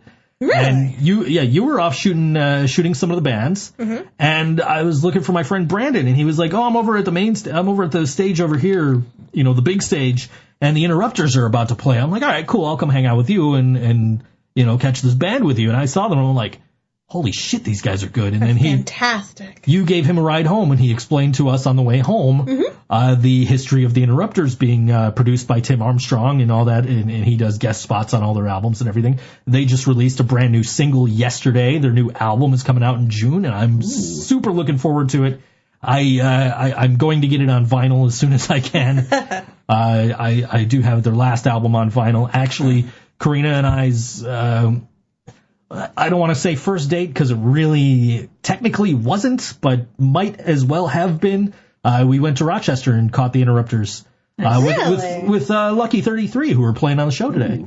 So and that ties into what we're doing on today's show. But yeah, the Interrupters, we caught it the big venue there in Rochester. I can't think of the name of it off the top of my head. It's not the Montage. The Montage Yes. Music. Montage Music. You are correct. Going there in a couple weeks. Yeah, It's a great place. It's a nice venue, and Andrew's not here. Andrew will be here at some point. I don't know when in the future, but We'll be sure to pass your message along to Andrew. we certainly will. Laura. Did you see who's playing on Warped Tour this year? Who? We got some real big fish, some Yeah. 41, Ooh. who might want to hang it up. That's just my personal opinion. But I thought they were great when I saw them a couple of years ago. last year, not so much. I didn't see them. I saw them God. when I went with you, and that was. I think my last Warped Tour, and I saw them was... Less than Jake will be there, too. Ooh. I just saw Less Than Jake a couple of months ago over at Town Ballroom. Oh, how was that? It was great. I saw them at the Warped Tour a couple of years ago too. They were great. Like some of the bands that were with them did not fit the bill. But other than happens. that, yeah, no. But other than that, but Less Than Jake themselves, no. But Less Than Jake themselves were just incredible. And then I nearly lost a leg after the show, but that's another story. Simple Plan's going to be there. Talk about flashback from the past. Oh, I wasn't a fan of them. I can't get on board with that. I saw Simple That's a nice Plan. lineup, though. I saw Simple Plan with Good Charlotte at Showplace Theater. How was that? Oh God, Showplace Theater. That was an interesting show. It was a lot of fun because like, first of all, one of the guys from Good Charlotte was like walking amongst the crowd and I didn't recognize him. He was like just walking outside while we were all standing in line and stuff because like Showplace had that where like you're just standing out and the line goes like around the block or whatever. I don't know when Andrew will return. Stop asking. Anyway, and Simple Plan were like on their tour bus, which Showplace, they're parked out front. Yeah. And they're like eating like the cheddar popcorn. Like they're like reaching out the window. Hey, you guys want some? Like it was really cool. And That's awesome. The show itself was pretty good. For bands that I was only kind of into. But I would enjoy, I think, seeing Simple Plan again. Ice Nine Kills and Hatebreed will be there. Your typical bands that are every year. Right. I'm all about the Interrupters. They're playing limited dates on Warped Tour, including Buffalo, which is great. And just what's that? Oh, we're just talking about the Reverend Payne's Big Damn Band. I have seen them once at the Trail. Absolutely phenomenal. That was kind of recent, wasn't it? In the last few months. Yeah. Correct me if I'm wrong, but are they not in Buffalo tonight? You know what? I don't know, actually. If they are, well, I might just have to drop this podcast. Reverend Payton's Big Damn Band and the Blue Ribbon they Bastards are. are at the Trail tonight. Tonight again. Fantastic band if anyone wants to see them. Yeah. I get local concerts put on my Google Calendar there, so I have those ready. I have those kind of ready to go, so I can kind of just see what's going on. Because a lot of the time I find out about things the last minute. Oh yeah. I often tell the story of MC Lars. And how I got him on the podcast that used to occupy this time slot was I saw him tweet like, "Oh, this was a great tour, and I can't wait to see you guys again once the European tour ends." And I was like, "Dude, you should start your next tour in Buffalo. You haven't been here in so long, right?" And he's like, "Dude, I literally just left Buffalo. I played the town ballroom." I'm like, "What?" And he's like, "Yeah, here's my tour page." And went to the tour page. Sure enough, he played Buffalo that night. And I'm like, "You have got to be kidding me. I had no idea." So now I try to stay up on who's coming to town. Oh, God. To kind of like, so I can't blame anybody else when I don't see bands that I like. There's just so many to keep track of. Sometimes. Oh, yeah, for sure. Oh, yeah. I've got a spreadsheet because stuff I keep track of for the podcast. I think I have 28 venues listed on there. Nice. Like, there is so much happening. Mm-hmm. And if you think you can't find a local band on any given night to see, always look find harder. one. Yeah, just for look sure. harder. You just let me know. Who's Talk to playing that Meredith. night? Or me. Yeah, or talk to both of us. That's right. Get to Oh, we'll debate. That's right. Ooh, I like that. I'll be on your show now. Whole new podcast. There you go, a whole new podcast. Ryan and Meredith debate shows. That's I like right. that. Did you go to Warped Tour last year, any of you? I did not. I have not been to Warped Tour in was 16 years. Fantastic. Oh, It's very bittersweet. that goes without saying. Very bittersweet. They were the first band that gave me my big break to photograph them, for them, nonetheless. And now Ballsack, the guitar player who was always my favorite, has been diagnosed with bone marrow cancer. Oh. So now he put it out there to Facebook land, Twitter land. You know, he's looking for a donor. He found somebody. He's going to get treatment, and he'll be back in 2 years. That is Great. awesome. Great to That's hear. great news. All right, we're going to jump into some more music. This is a band called Hammered and Nailed, and they're on that May 19th Burt show that goes for MS Sucks. And this song is called Tis What Tis on All WNY Radio, ThinkSoJoe Show.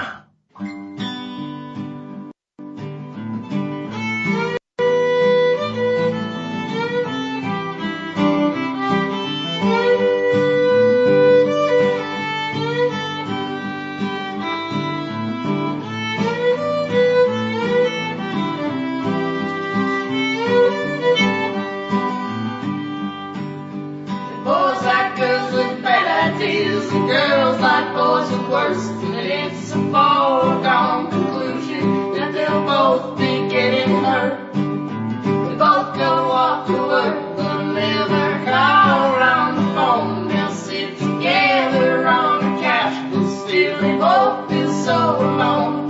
They're together in the same bed, hooked up different practices. Think about pretend. Think about pretend they ought to share a place to drink. Think about pretend they ought to share a place to sleep.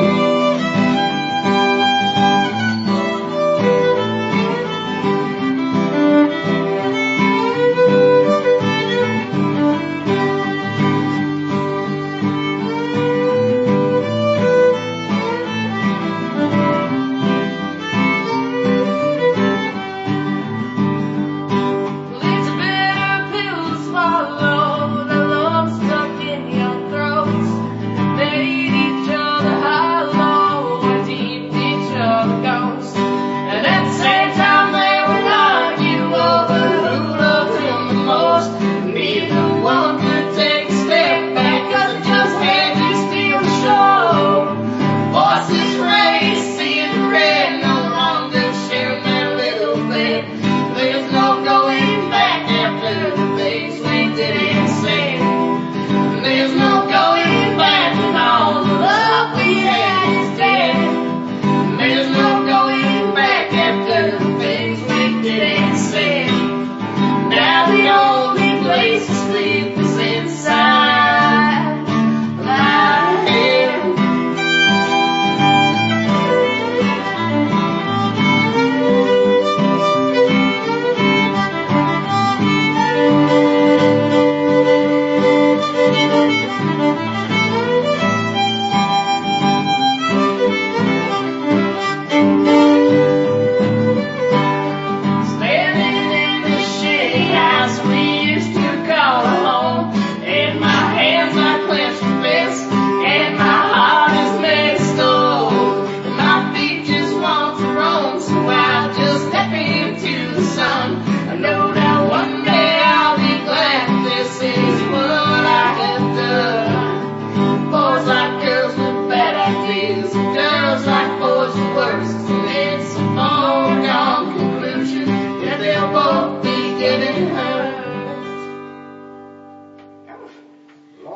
those lawn chairs. Hammered and nailed on old WNY Radio Think So Joe Show. Again, catch them May 19th at the Burt Hotel in Burt. And buy your tickets and donate to MS Sucks. We're talking about Killswitch Engage off the air here. How I was not a big fan of that. Of theirs when I saw them live in Rochester about a month ago. But Anthrax and Havoc were phenomenal. I'm gonna leave this. I'm not in the genre, so I'm gonna pass this on to Meredith. I'm kind of looking at us. It's like, I don't know. I'm a Howard fan myself. Was that the guy I saw? I don't know. Whoever the guy I saw, I'm not a fan of. But yeah, it was. But I was like saying, like, man, they're not as good as I anticipated them being. And then a lot of people were like, oh, well, it's because this guy was singing. Like, oh, okay, I didn't know that was a thing. Like, I haven't followed their career enough to be like, oh, yeah, I'd rather see him with this other guy, But apparently it was the other guy who wrote the songs that I like, so I'm like, all right, I would probably like them better if the other guys were playing, No, Jesse is who you saw. Howard is the older singer. So then, yeah, I guess I would be a fan of Howard. They're actually going to do a collaboration soon, Jesse and Howard. No details released yet, but they're going to be singing together on a couple songs on the new album. That might be interesting. And they do the Dirty Dancing song, so I really hope. That's, I could see that happening. Yeah, absolutely. I bet money on that. Let's get some odds going. I felt like they didn't have a lot of, like, other than their guitar player, the guy that was on The Price is Right. Yeah. Like, other than him, like, the rest of the band was just like, can we get this fucking show over with? It's the last night of the tour. We want to go home. Whereas the guitar player's like, yeah, we're in fucking Rochester. Let's go. And some bands are like that. I'll never forget. I saw Modest Mouse for the first time. Ooh. Terrible band live. I'll be the first to admit it. Is at Edgefest. It was raining. They sound nothing like their record. Horrendous. I've seen videos with them on YouTube, and even just listening to they're from one of the late night shows around. The guitar sounded out of tune. Oh, it's just too processed. Yeah, I was really amazed at how different and just it just sounded lacking. I want a band. If I'm going to listen to them on the CD, I want them to sound just like that when they are live. Oh, well, you can't always get that. And some bands thrive when they don't sound like that. Exactly. I mean, a band like Metallica for 30 years would just go out and be like, yeah, these are our songs. We're going to play them how we fucking want. Mm-hmm. And if you came to hear the album, too fucking bad. And now they're going out and they're doing it because they have this whole video show that goes along with their, with the sets. So it's like, now we have to play to a click track. We have to actually kind of sound like we do on the records or whatever. But, she's still going at it with the Andrew stuff here. You gotta give it up. Let's change subject, lady. Yeah. Anyway, but yeah, I mean, I saw 30 Seconds to Mars twice, and everybody raves about 30 Seconds to Mars. Was not impressed. I didn't like them either time I saw them, and I talked to somebody else who had seen them 4 times, and he was like, well, I saw them 4 times, including the 2 times you saw them. They were good twice, and they sucked twice. I said, well, I guess I got the 2 times that sucked. Yeah. No, I must saw them when they sucked. Yeah, right, exactly. So, I mean, I guess some bands are just inconsistent. Both times I saw them was with Our Lady Peace. No, I've always, the approach I always take to recording is that you're taking your music, you're putting a tuxedo on it. Mm-hmm. Like you're dressing it up, you're throwing in the bongos and the tambourine and all that shit. So I can, you'd like them to sound the same when they come to town. Yeah. But you don't always get that. But it was night and day for Modest Mouse. It was just, I had to walk away. I took the pictures I needed and I had to walk away because I did not enjoy it. And I have been a fan for many years listening to their albums. That's always disappointing. Yeah. Lady Peace, though, I'll tell you what, they are fantastic live. I saw them back in the old days of the 1950s when Joe and I were first in high school. Yeah, right. They do Albright Knox when they have it every year. I saw them, I think, at the Flickinger Center the first time I saw them. I saw them at Shays with Black Lab. At Shays, wow. I've seen the Goo Goo Dolls at Shays a couple of times. I've never seen a band at Shays. Really? It's rare. It's few and far between. Coming back to I think I Shays. saw Tori Amos at Shays. She was terrible. I don't know. I don't know who that is. You don't know who Tori Amos is? I don't. Really? No. Are you stunned by this as I am? I'm pretty... I'm getting all the looks over here. I am stunned. Okay, good. It's not just me. I'll have to listen to her now. Hey, Well, you're a fan of Mick Foley, as we've previously established. Yes. Mick Foley, before he would go out to do like some of these death matches kind of things, like his really violent stuff, before the matches, he would listen to the song "Winter" by Tori Amos. I'm gonna have to listen to her now. So that listen is to old Tori Amos. Old Tori The newer Amos, stuff okay. gets a little... Andrew and R are a dream team, and now I have to explain who R is. Who is ours? Tell me. R is a Ryan. it's Ryan. No, Yeah. R is Thank you.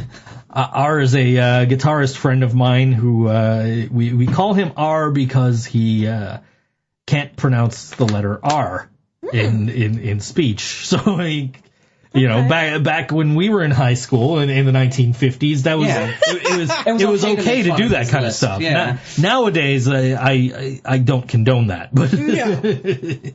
But yes, back in the 1950s when Ryan and I were in high school, as he just kindly pointed out, Yep.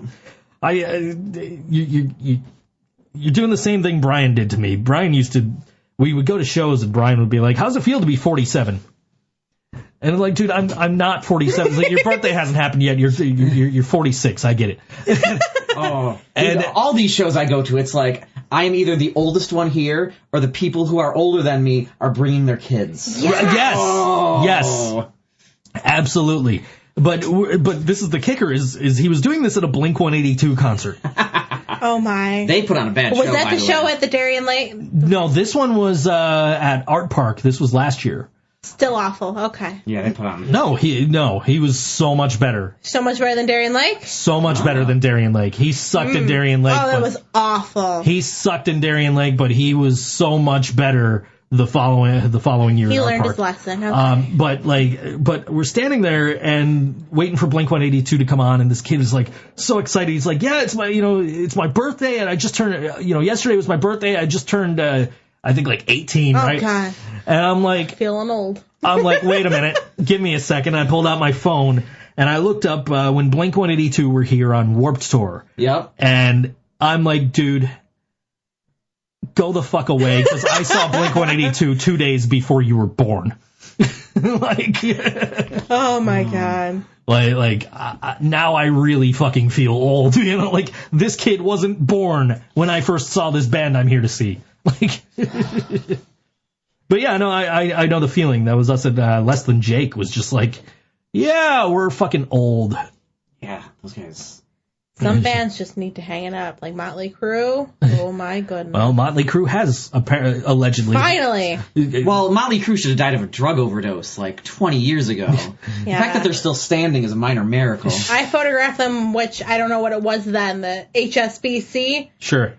He had done one song, and after that song, he had the microphone maybe an arm's length away. He was breathing so heavy, I thought the man was going to have a heart attack. He was spinning around on stage. I'm like, okay, go you. But you know what? After the song, thought he was going to croak. Like, you got to give it up, honey bun. What? But didn't one of them actually die and was revived, like Nikki Sixx or somebody like that? That Probably. or Mick Lars, who knows? I mean, Yeah, right. That seems like a Tommy Lee thing, too. Right. Tommy Lee had actually broken his leg that day. That's right. That and he morning didn't- before, Yeah. that morning of, actually. And the drummer, I'm sorry, of the band previous, I can't remember who was playing. I'm drawing a blank. Yeah, that's- Had filled in for him. Interesting. Yeah, but then you've got bands like Guns N' Roses who go out there every night, and Axl's all over the stage, doesn't miss a note, and he's great. He was having an off day then. I saw. It was rough. I only saw Axl like a few years ago with a TV performance. That voice sounded shot to me. When Axl came back and he was doing the doing the MTV Awards. Yeah. I think that's actually might be the thing I remember. That was awful. Okay. And so going into seeing them 5 years ago when it was Axl with DJ Ashba and Bumblefoot and all them, it was like, okay, I'm going into this as a Guns N' Roses fan, but with low expectations. Mm-hmm. Yes. And I was blown away. Axl was on and just He went on stage, like, people were like, Axl's not going to show up, you're going to be waiting 2 hours for him to go on. Axl went on stage at 10:01 and played till 1 in the fucking morning, and was just incredible. And his band was great, too, the band that he had put together. And then I saw them just last year with Slash and Duff back, and just another great performance where Axl's just all over the stage and just sounding like Axl Rose. You know? And it's funny you said it, because I photographed AC/DC, maybe 2 years ago, and Axl Rose, that's when he filled in. Fantastic. Night and day compared to Motley Crue. filling in for AC/DC? Because Brian had to give it up. He couldn't play anymore. Oh, it sounds so bizarre. I'd love to see that. It was so bizarre. I didn't have the pleasure of seeing Brian prior to. I do believe they are putting out an album with Axl at the helm. Are they still calling it AC/DC? Yes. I don't know about that, but that's cool, though. But he was fantastic. Yeah. You know? I really wanted to go to that, and we were trying to get people who had AC/DC tickets who were like, well, this isn't fucking AC/DC. We're like, we'll gladly pay you what you paid for your tickets. We want to go. Yeah. And nobody ended up wanting to give up the tickets. As much shit as they were talking, like, all right, let's go see this fucking train wreck, right? You know? I'll tell you what, it wasn't a train wreck. I was doing a review. No, I've been happier. I've heard nothing but good things about Axl being in AC/DC, and if they put out an album, cool. And I think I'd listen to it. Yeah, I'd check it out. I would definitely check it out. I mean, if there's one singer alive that can replace, that can be the lead singer of AC/DC, if it can't be Brian Johnson, Axl Rose is the guy. He's the guy with the range. Absolutely, no question. And that's what I thought then, and that's what I still think now, and I'm very happy that was a successful tour for them, and that everything went well. And Axl has been a professional since he's been back. Like, no more of this, like, fuck you, I'm not playing, and whatever, like,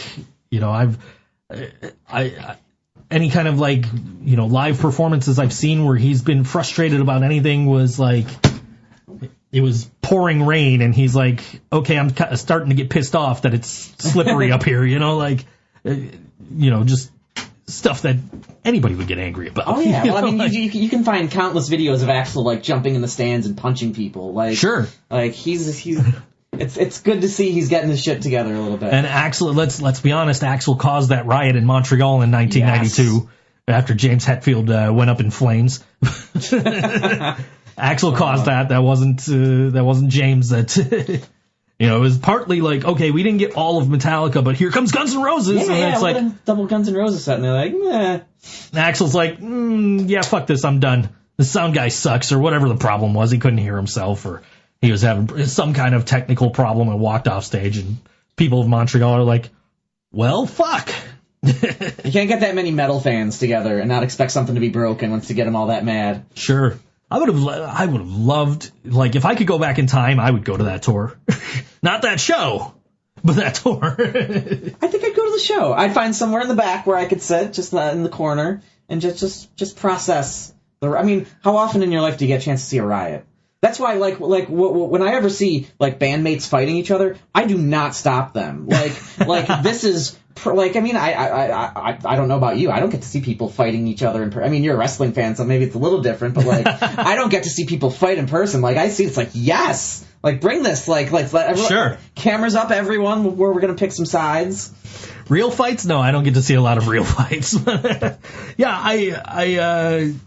I don't know, man. I think if I were to go to that particular show, I would find a way to tell James Hetfield, dude, watch for the fucking pyro. Like, don't burn yourself, you fucking moron. Oh, it shouldn't be hilarious, but it is. But it really is. And then they missed, like, 2 shows. Yeah. He couldn't play guitar. They got his tech to play guitar. And he just... That's what happens when you give me stuff to play with. Shit's falling everywhere. I eventually end up just dropping it, which is probably for the best, because now I'm not fidgeting with anything. Meredith knocked something over, and then you just dropped something. I dropped Bart Simpson on the floor. Okay. I didn't even realize that was there. I kind of cleaned up the desk, because I had all this packaging from, like, cameras and all kinds of stuff, like, on the desk, just that I hadn't gone through or thrown out or anything like that. So I was like, all right, I got to clean this desk up so we can fit 3 people at the table and do the show. So... I didn't even realize the Bart Simpson was there until she started fidgeting with it. Yeah, I don't know. You're kind of right. It would be kind of cool to see that unfold in person, but at the same time, I would really like to just be like, dude, don't stand where the pyro's going to go off. We're talking about the riot in 1992 in Montreal, where James Hetfield went up in flames. Yes. Oh my goodness. Oh, I think James Hetfield on Fire would make a great band name. Sure. Is that how does that work with copyright infringement? It's not a copywritten name. No. No, it's his actual name, so I don't know. All right. If anyone wants to get a hold of me about James Hetfield on Fire, it's my new punk band. It sounds like a punk band, so yeah, we can play May 19th too. Yeah, we'll play May 19th Sure. at the Bird Hotel. There you go, and that show will benefit MS Research. So. Absolutely. It's really cool that we're doing this benefit for MS Research, but there's been so much happening in the field of MS Research. If nobody knows, like, they're on the verge of a cure over in England, which is crazy to find out. They're doing they're hoping to do clinical testing in 2020 in Cambridge, England, of a stem cell based cure that not only like stops the effects of MS but reverses them, so that you regenerate like brain tissue and stuff like that. So that's like really cool that seems to be something that might happen in our lifetime. So 60 Minutes had a piece about a week ago about a DNA splicer, where you can go in, you can chop out the shitty pieces of DNA, slide in some good ones, and then So that stuff's still in the experimental. Sure, I mean too, but it's incredible to see how far medical research is coming on some of these things, and just to be that close to a cure. And if we're gonna throw some money towards MS Research, cool, man, I'm all for that. So May 19th, you go to the Bird Hotel. Everything you pay at the door there, that's gonna get you into the show. That's a long day of music. Silence the Cynic is opening up the show. I'll be there. Jaynie Crash and the Tall Men. Yellow Sauce is playing that show. Cardboard Homestead. Ooh. Just a bunch of really cool bands. And the money goes towards MS Research. And if you come out to Good Bar and check out my show with this Inherent Vice of Night and Light and Archers, that's $5, and at least $1 of that is going to go towards MS Research. It's $7 at the door, so a portion of that is going to go towards MS Research. So, either way you go, you're helping people out. You go to that show at Nietzsche's, and that's to help people with PTSD get service animals, and that's really cool too. So, I mean, even if you can't make it to all the shows, make it to one of the shows, donate to the other cause, whatever the case is. Just, it's all really cool that we've got all this stuff going on that's trying to help people. Absolutely. So it's really cool that the local music community will come together and do things like this, because we're good people. Yeah, no, for sure. No, we're mostly good people. we're making art. We should put it to good use. Exactly, I agree 100%. So we're gonna get some money for MS Research and for PTSD veterans or whatever. we're gonna make some money, and we're gonna help some people. That's the important thing. Yeah. Everybody's just looking at me like, okay, are you done talking yet? Like, we're the co-hosts here. You're the host. We're kind of just we're leaning to you for guidance. You're the great guru on the top of the mountain, and we climb there and we're like, Joe, what should we talk about? But I brought you in as a co-host because you're used to co-hosting a podcast. I know. I'm used to hosting a highly produced podcast where someone comes in with a script and they're like, "Here, this is kind of where we're starting." Oh, yeah, no, we don't do that here. Yeah, swinging it. I have a general idea of at least one topic I'll talk about, and then like if you listen to that 1 hour one I did, I'll sit here and be like, "What's trending on Twitter?" Like, when I can't make a decision, I do things like say, yeah! Hashtag, when I can't make a decision. That's trending on Twitter right now. And I'm hoping that's not the Tonight Show hashtag, because we do our show the same night as Jimmy Fallon does the Tonight Show hashtags on Twitter so that he can do them on his show the next day.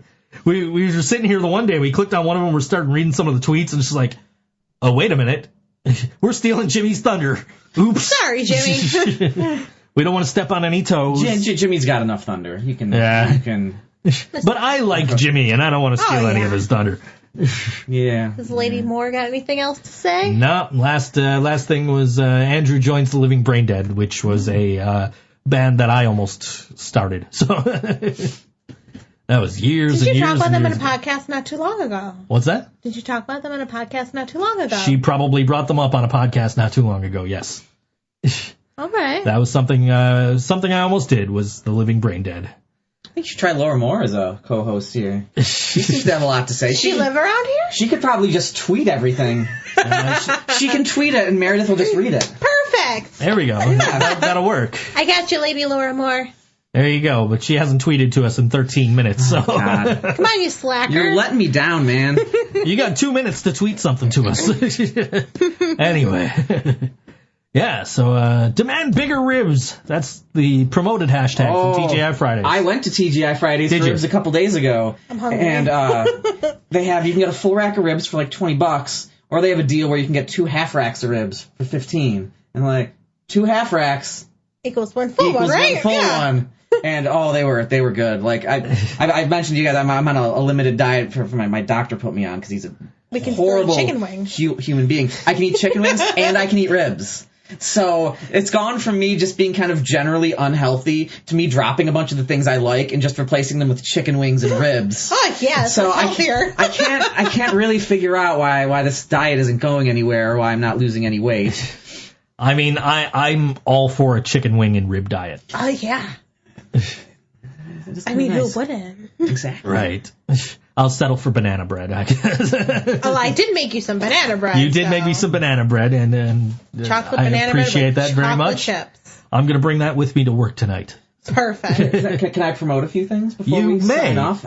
Thank you. You may. So you can check me and Dennis Reed Jr. and our Shadow Minion on the Struggle is Real Buffalo Music Podcast, which you can find at facebook.com/The Struggle is Real Podcast. Our next guest, which is coming out as soon as Scott Leffler gets around to it, is with Sam Marabella, who is a great local musician. He's played with a ton of people, and he was the former owner of Broadway Joe's. So we talked to him a bit about owning Broadway Joe's, so I've got that. And then I also run a local, it's a support group / game night for people with chronic illnesses aged 18 to 45.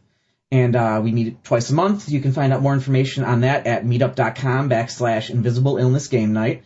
And I always tell people that, in Buffalo, the rate of chronic illness is around 20 to 25%. So if you don't have one, if you don't think you know someone that has one, you do. So it's important to, just be helpful, be aware of these things, and, hopefully you can push people in the right direction. But I found that the 18 to 45-year-old sick people group is pretty underserved in Buffalo. So, no, we've been running it'll be 3 years in August, and it's a fun time if anyone needs it. Yeah. Oh, we got one more here. What kind of games do you play? Meredith's supposed to read it. Laura, oh, yeah. Oh, that's right. Let me see. Read it in your Laura Moore voice.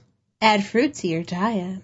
I fucking hate fruit. I hate it so much. Really? I like apples. I've been eating a ton of apples, but, no. I was never a fruit or vegetable guy.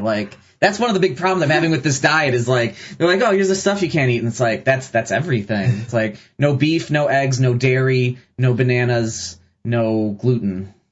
The fuck kind of diet is that? Right? All right, guys, we're out of time. This is Lucky 33, the song called Not Today on the ThinkSoJoe Show. We'll see you next week. Bye.